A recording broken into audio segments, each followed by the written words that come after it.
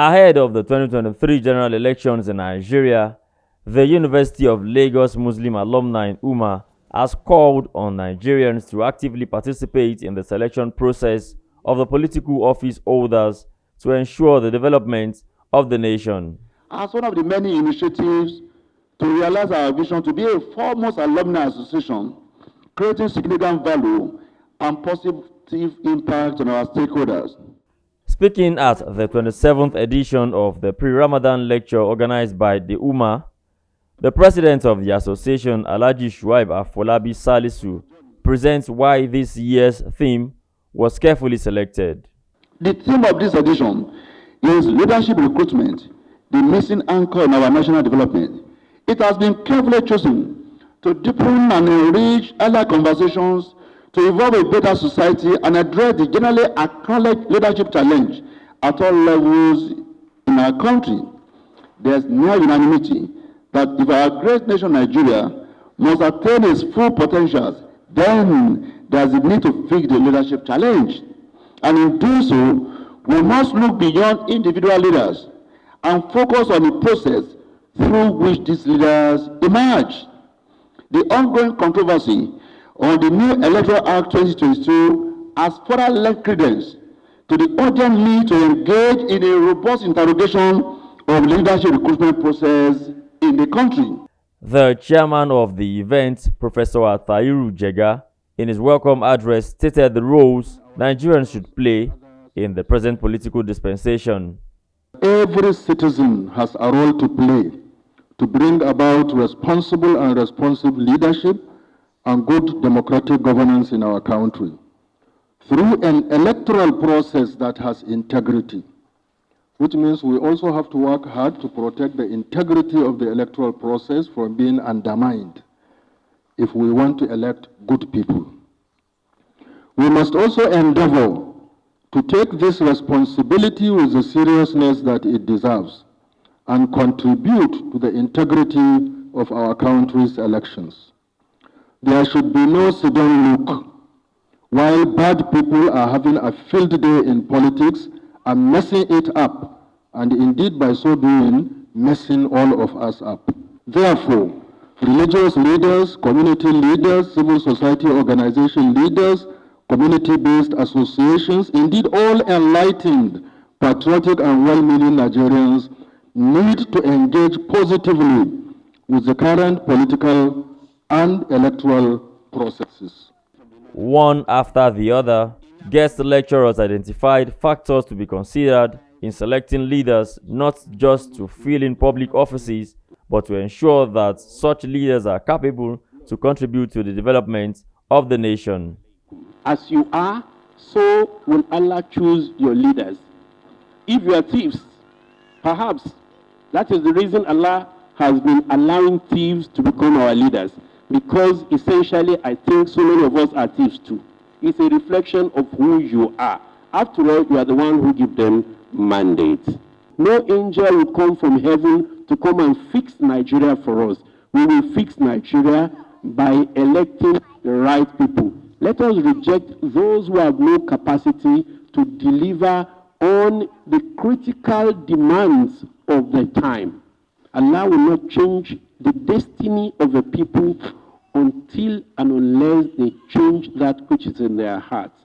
What is in our heart is corruption. What is in our heart is negligence, is indolence, is godfatherism, is rent-seeking. A people who are rent-seekers can never have leaders who will be merciful unto them. For long in Nigeria, we have been craving for good leadership. How many times we had elections? How many times we've been having this kind of seminar, this workshop, this seminar alone cannot give us that leadership.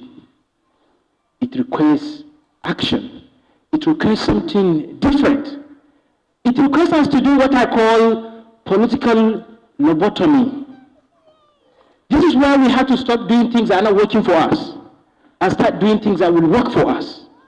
In a presentation delivered virtually, A presidential candidate in the 2019 general elections, Dr. Obi Ezekwesili, challenged professionals and technocrats to actively participate in politics to avoid mistakes of the past. Businesses need in order to be productive, then you're really on the path to development. It will not elude you. So we have been able to come to the place where evidence has pointed us clearly to the. It's not like it's a formula, but it's really a set of critical conditions that can lead to growth and development. And countries have not missed that part when they have decided to follow it. Now, when I say countries deciding to follow it, it really means that countries generate the leaders that would mobilize society to move in the direction that would lead to growth. And that's what you're focused on. You're basically, by your topic, saying that we haven't been one of those fortunate countries. The last election, I think we had about 14 million people or thereabout, less than 35% of the electorate, determining who the leaders of Nigeria are today. What that means is that time is no more on our side. For me as a person, I believe that this is our last chance, because certainly there will be nothing left again in the next dispensation if we get it wrong. The least we can even do, in addition to our own basic civic responsibility, is to move out to the mechanics of this world, the bricklayers, the organizers, and so on and so forth, and help them to connect their life, establish a nexus between their life and their votes.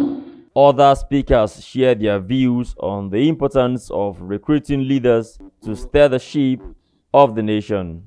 You learned people, you will sit down in front of the television, you'll be reading your newspapers, and you'll be talking on phone and debating about what is going on. And this now affects the issue of leadership. People that we see as our leaders, they are not committed. They cannot make sacrifice for us. They are not dedicated. The issue of leadership must start from secondary school. They killed history in this country, and they never knew that they are killing the issue of leadership. So there is need for us to go back to the drawing board. There is need for us to let the country know that it is key that we must know something about our past, let our students know something about our past, and look into the future.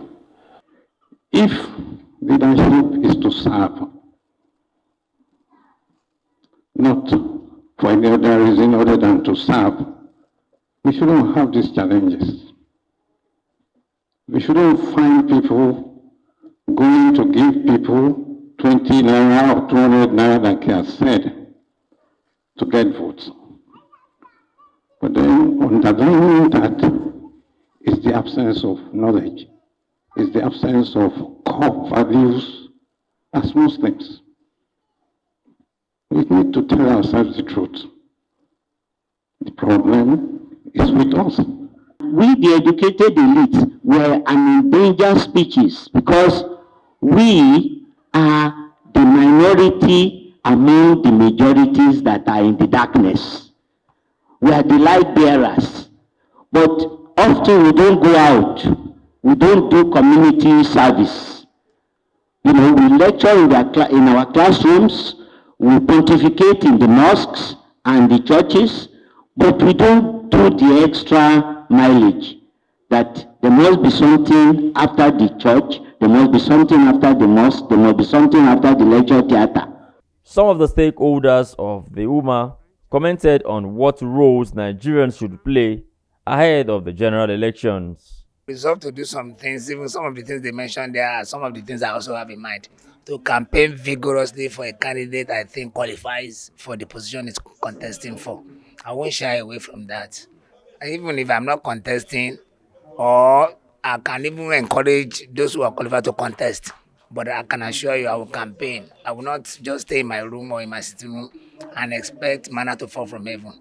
I will go out for the change I desire. It's a very, very timely event because it is sensitizing the nation to our responsibility and the fact that we have some missing links in our leadership selection process, which, if not corrected, will still continue in the same mess that we have seen in the last 60 years. My role is to exercise my franchise, to educate those around me whom I have influence on to also exercise their franchise, and also to educate them on the need to pick the right people, not minding tribe, religion, or other parochial or partisan issues, but to look at those who can really perform and keep to their promise.